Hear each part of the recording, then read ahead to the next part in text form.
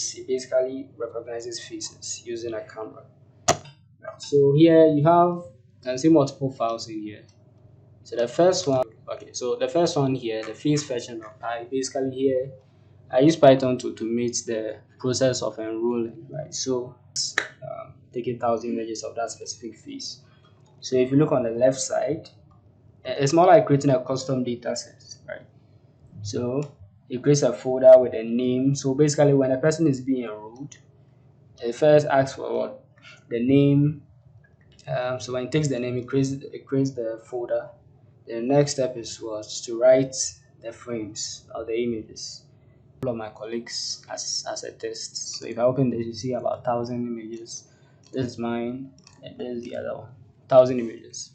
Right. So basically, there's like automating the process. Now, when it comes to the training file, it's basically you training a model to recognize the faces you have captured. Then you have the main file, which you are basically implementing the model you trained, right? So here it's basically in a YML.yml format. So you basically read and use that to recognize as well as logging in the data into the CSV file. Right. So I'm going to run a quick test in real time. It's supposed to first of all recognize me, log down the date as well as the time. And all this is in real time. Yeah. Okay. Now it takes quite a while to load. I'm still trying to figure that out. And also, you realize that it lags when it's trying to recognize the person.